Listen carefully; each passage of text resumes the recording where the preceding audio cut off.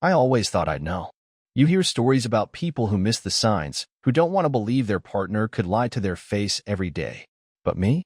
I was sure I'd know. Turns out, I didn't know a damn thing. My name's Logan Weller. I'm 39, a civil engineer based in San Diego. Been married for just under 10 years to Elena. At least, that's how long it's been legally. Emotionally? That ended the moment I opened the file from the private investigator. She told me she was flying to a sustainability summit in Palm Springs. I even dropped her off at the airport that morning, kissed her cheek, wished her luck, told her to send pictures of the panel. She smiled like it was the most normal thing in the world and walked off rolling her carry-on. Not a single flinch. The PI's report said otherwise. The tracking data, the flight manifest, the hotel receipts. San Juan, Puerto Rico. She wasn't alone. I sat at our kitchen counter, in the condo we picked together 2 years ago, modern, ocean view. Too quiet now. The envelope the investigators sent was torn open beside me, contents splayed out like a crime scene. Printed emails. Travel logs. One damn photo of her in a sun hat, laughing in a pool chair with a man I didn't recognize yet. At least not then. It felt like my organs were rearranging. Like I was trying to breathe through gauze. I replayed the past few months on a loop. Late work nights. A sudden interest in yoga, of all things.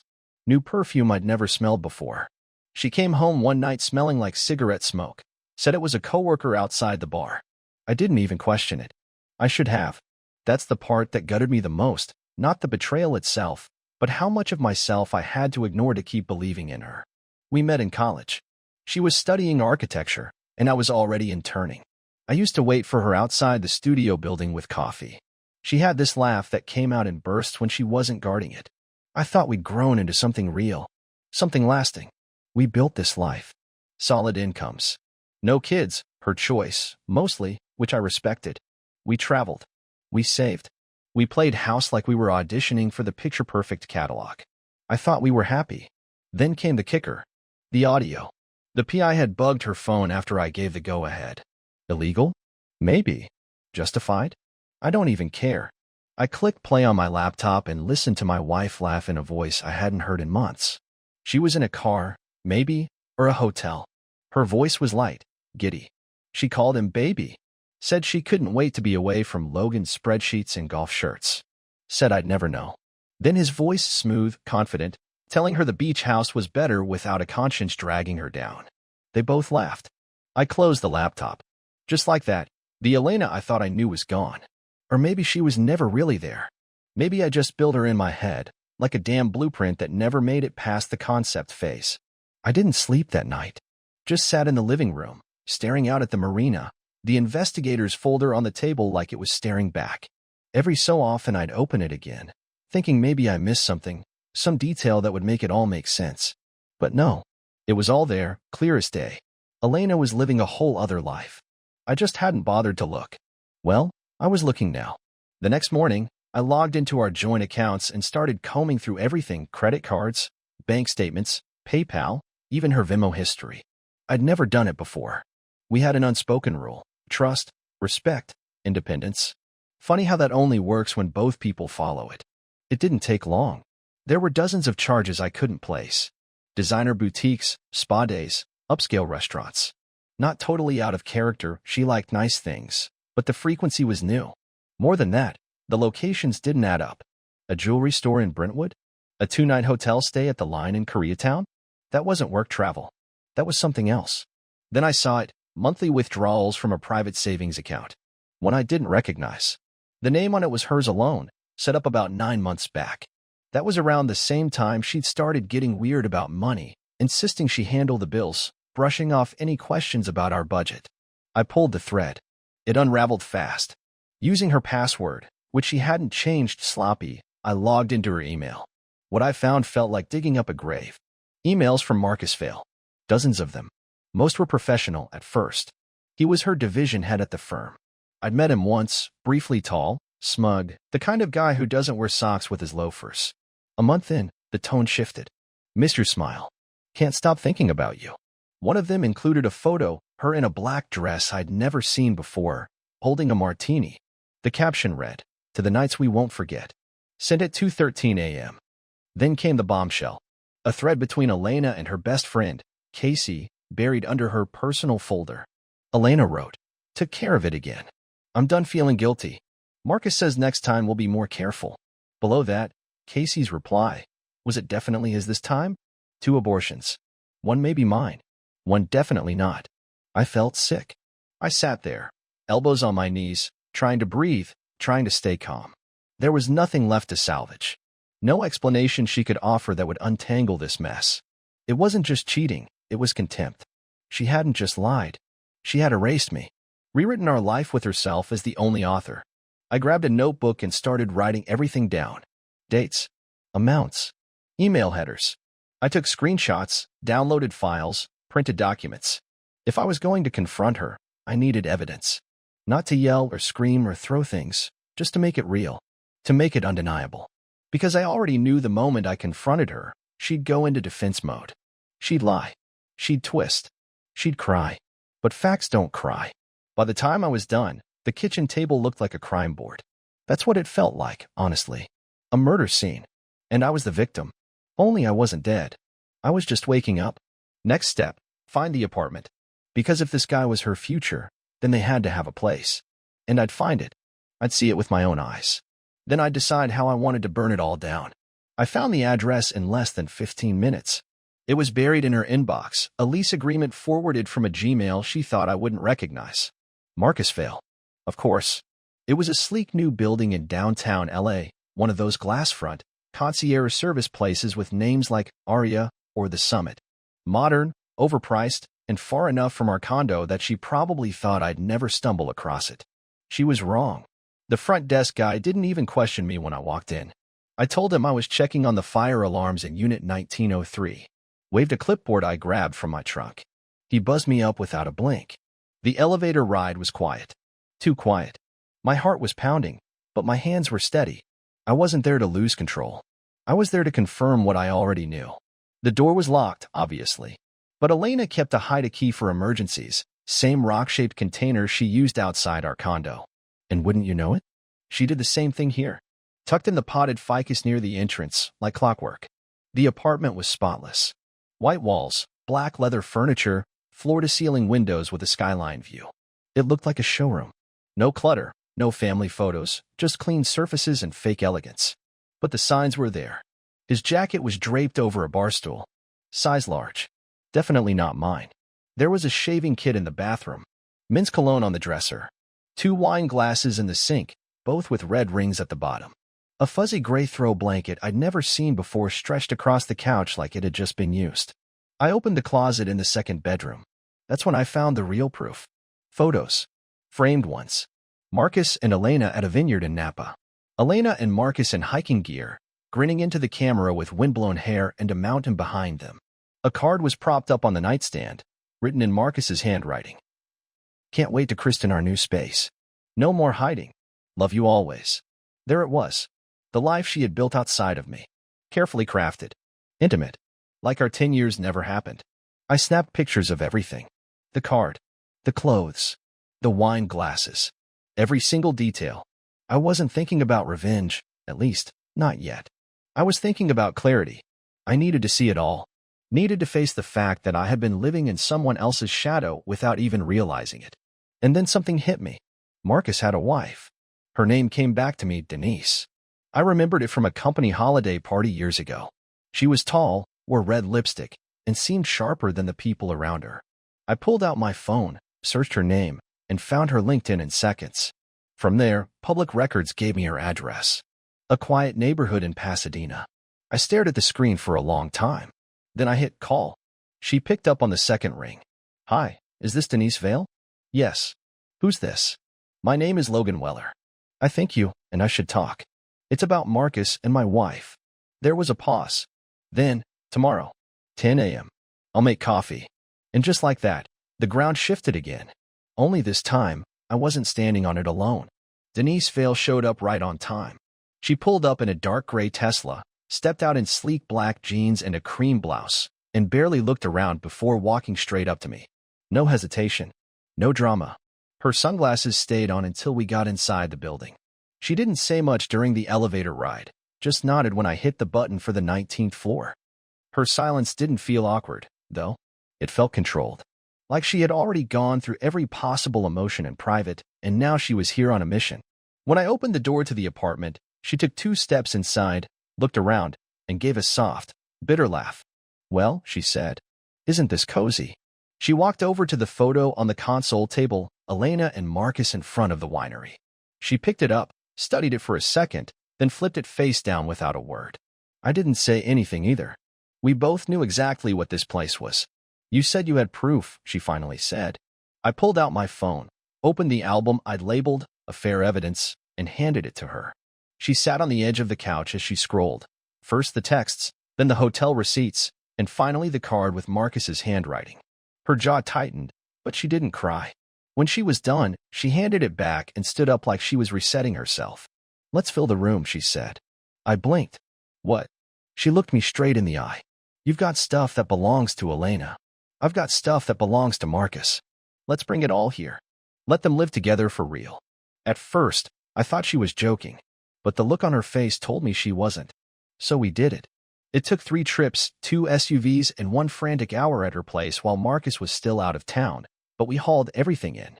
Elena's shoes, makeup bags, silk ropes. Marcus's gym clothes, golf clubs, and a drawer full of cufflinks. I dumped her scarves on the bed. Denise threw his sneakers into the closet like she was pitching fastballs. We filled the empty second bedroom with piles of their crap. No boxes. No care. Just a symbolic relocation of their secret life. When we were done, the room looked like a lost and found bin for adulterers. Denise walked to the middle of the room, looked around, and exhaled deeply. There. Now they've really moved in. We left the apartment without a word. Back in the parking garage, she finally spoke. "You hungry?" I gave her a sideways glance. "Honestly? Yeah. There's a place around the corner that does solid burgers and terrible beer." Perfect. We got in our separate cars, agreed to meet there in 10 minutes. I didn't know what this was, an alliance, maybe. A shared war room. But whatever it was, it felt good. Not romantic. Not dramatic. Just 2 people refusing to be the ones left holding the wreckage. That afternoon, we weren't just reclaiming space. We were reclaiming ourselves. The burger joint Denise picked wasn't anything fancy. Low ceilings, sticky menus, a waitress who called everyone Han. But the place had just the right kind of noise to drown out our thoughts without forcing fake small talk. We sat in a booth near the back, and for the first 10 minutes, we barely spoke. Just ate. Fries, ketchup, ice-cold beer. It was the best thing I'd tasted in weeks. Eventually, Denise leaned back and looked at me across the table. "So, been married how long?" "Almost 10 years, I said. "You?" 13. She sipped her beer, then set it down with a soft thunk. "What a waste." I nodded, though I didn't fully agree. I wasn't sure if it was a waste or just a long, drawn-out lie I finally woke up from. "You know," she continued, "I always thought if Marcus ever cheated, I'd know. Women's intuition, or whatever. But I didn't see it. I just thought he was working late. Thought he was stressed. He started going to the gym more, dressing better. I thought, great, maybe we're entering a second wind." I let out a dry laugh. Same with Elena. Thought she was just trying to take care of herself more. She started wearing this citrus perfume. I used to hate it, still do, actually, but I never said anything. Denise stared at her glass. "I bought it for her," she muttered. I blinked. "What?" She looked up, expression grim. "I bought her that perfume. For Christmas. Marcus said his assistant would like it." I didn't realize she was screwing him. Neither of us said anything after that. We just stared at our plates for a while, letting the realization settle. We'd both been part of this circus longer than we realized. Halfway through the second beer, my phone buzzed.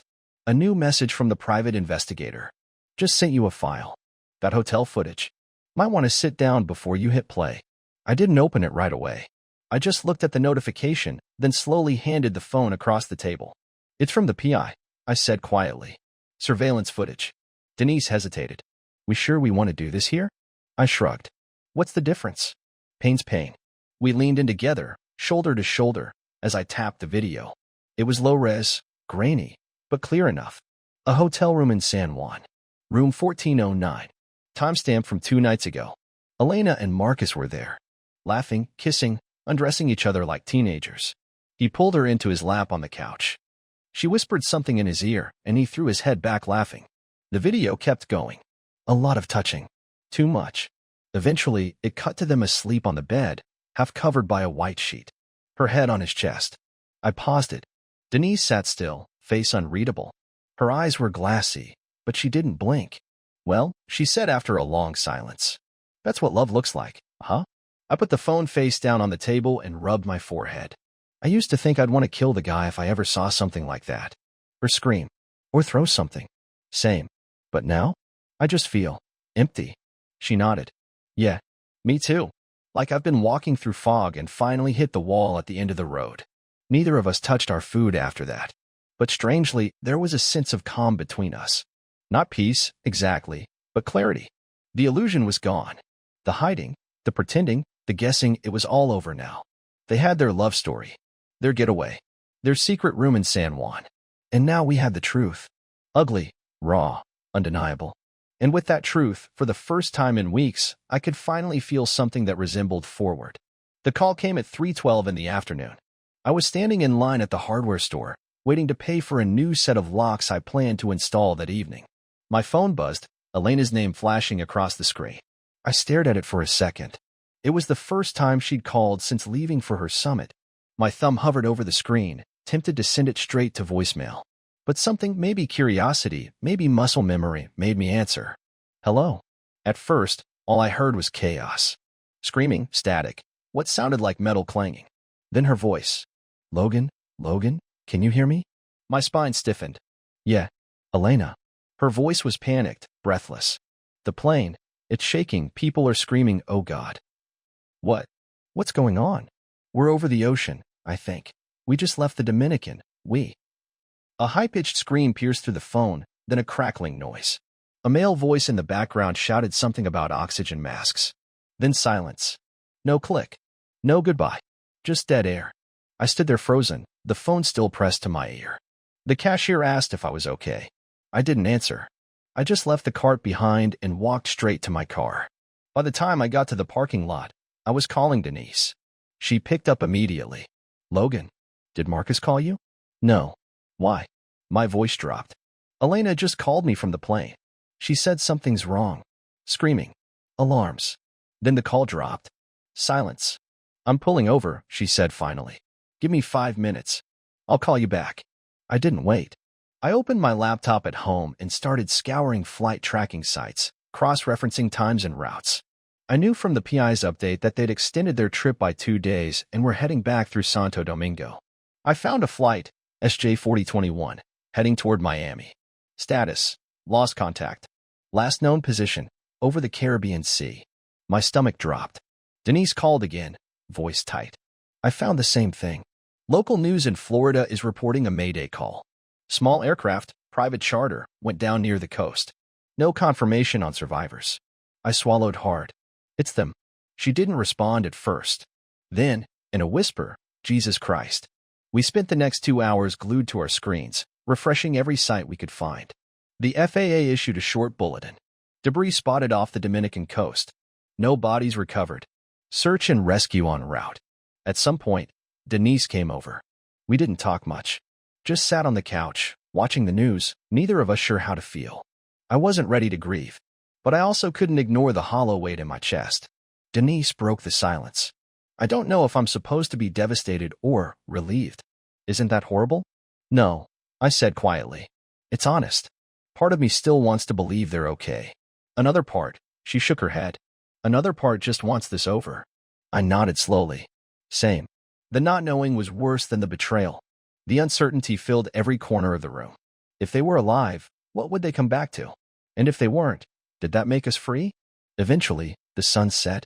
We turned off the TV and just sat there in the dark. I looked over at Denise. What do we do now? She exhaled through her nose. We wait. We didn't hold hands. Didn't cry. We just sat, two people bound by wreckage, listening to the quiet hum of a world that had suddenly changed. And somewhere out there, a plane was gone. Just like that.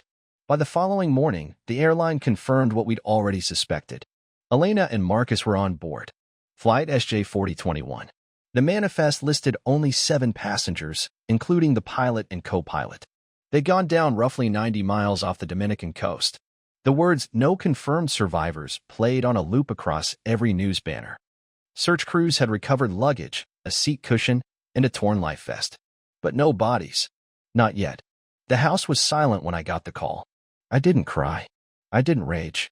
I just stood in the kitchen with the phone in my hand and the faucet running, like I'd forgotten how to move. Denise came by that afternoon. Her eyes were swollen, but dry. They called me too, she said. Confirmed everything. Marcus's firm is releasing a statement. Something tasteful. I asked them not to mention me. I nodded. Elena's company asked for a picture. I sent them her headshot. She sank onto the couch and stared ahead. We're the ones left behind. And for what? For nothing, I said. That night, I pulled out the files. Insurance documents. Account passwords. Our marriage certificate. Elena's will and signed, ironically. I contacted her HR department to initiate the beneficiary process.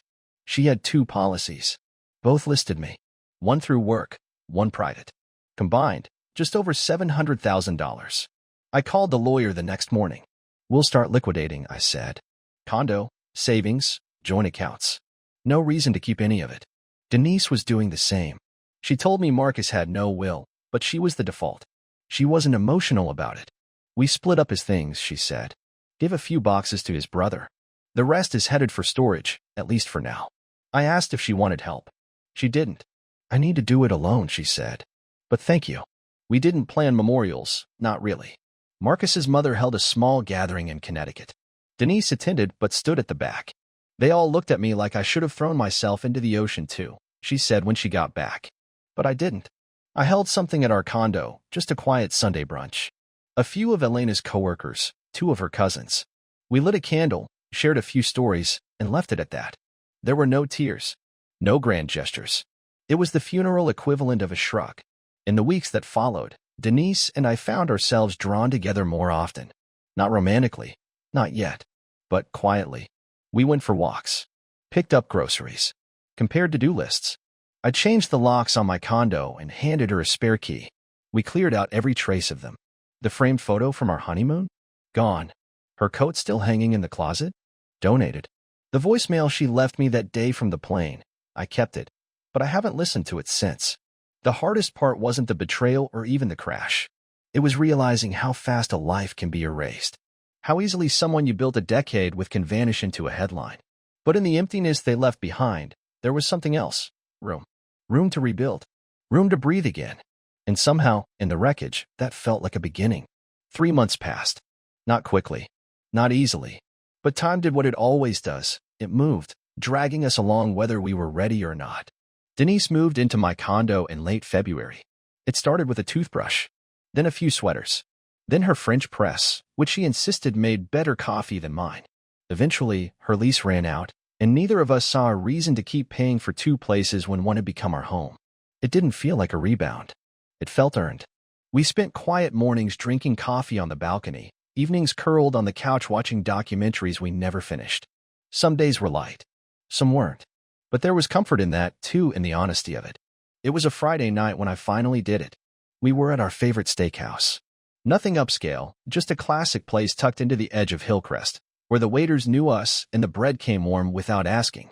We were finishing dessert, Denise's favorite creme brulee, when I reached into my jacket pocket and pulled out the small black box. She looked at it, then at me, eyes wide but calm. "Logan," she said softly. I didn't make a speech. No drawn-out preamble. Just the truth. I don't want to spend another year pretending the past didn't happen, I said. But I also don't want it to stop us from building something real. I love you. And if you'll let me, I want to do this right. All of it. I opened the box. The ring was simple platinum band. Single stone. Elegant. Quiet. Just like her. She didn't say anything right away. Just blinked a few times, set her spoon down, and smiled the way people do when their whole face softens. Then she reached into her purse and pulled out something of her own. An envelope. She handed it to me. Open it. Inside was a small ultrasound photo, dated the week before. At first, I didn't fully register what I was seeing. Then it hit me. That little speck, that tiny bean-shaped silhouette with a flicker of motion in the corner, it was real. You're... She nodded. 10 weeks. I wanted to be sure before I told you. I laughed. Not out of shock. Out of pure, open joy. I stood up right there, slid the ring onto her finger, and kissed her while half the restaurant clapped politely and the other half pretended not to notice. It wasn't traditional. It wasn't planned. But it was perfect. Later that night, in bed, I rested my hand on her stomach and whispered, "No lies. No secrets. Not now. Not ever." She turned toward me and nodded. "Promise." And I believed her. Not because I wanted to. Because I'd lived through the opposite. I knew what love without honesty looked like. And this was something new. Not built on illusion, but on what came after. Truth. Forgiveness. Hope. A future. The letter came on a Wednesday. Thick envelope. Official header. The airline's logo stamped across the front. I opened it at the kitchen table while Denise stirred pasta in the next room. Inside, confirmation of settlement. Final compensation for Elena's death and the trauma surrounding the crash. Total payout, $1.56 million. I didn't feel much reading it. Not happiness. Not grief. Just the strange weight of closure. A number, black and white, where a life used to be. I slid the papers across the table toward Denise. She scanned the first page, then looked up at me. "You okay?" "Yeah," I said. "Actually, yeah." The money didn't feel like victory, but it did feel like release. We'd already sold the condo. That was one of the first things we did after the crash.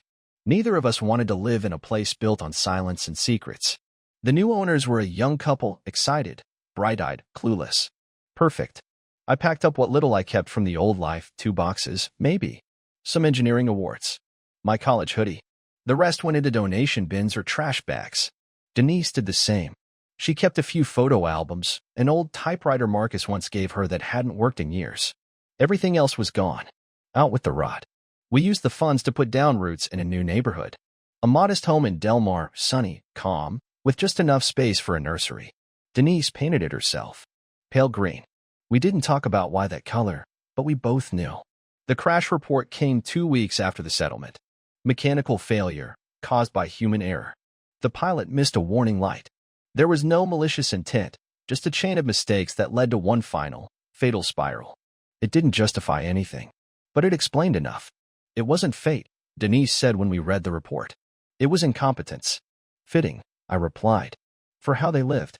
She smiled. A tired, knowing smile. At least it's over. And it was. That weekend, we walked through a neighborhood park. It had rained the night before, and everything smelled like wet grass and eucalyptus. Kids were chasing each other near the swings. Couples walked dogs. Old men argued over chess moves under a gazebo. We didn't talk much. Just held hands and watched the world go on. Eventually, we found a bench and sat down. The quiet between us was peaceful now, not tense, not uncertain. Just still. "You ever think about them?" I asked. "Sometimes," she said. "But not with pain. More like a bruise that's finally faded." I nodded. "Yeah, same." She leaned her head on my shoulder. "We deserved better. We found it," I said. Later that night, I transferred the remaining settlement funds into a new account. One with both our names on it. Not for lawyers. Not for investigators. Not for ashes. For the future. A child. A home. A life built with our eyes wide open. No more shadows. No more pretending. We didn't get justice in the courtroom. But we found something better. The kind that lives in clean slates, quiet mornings, and finally being seen. The kind of justice that sounds a lot like peace.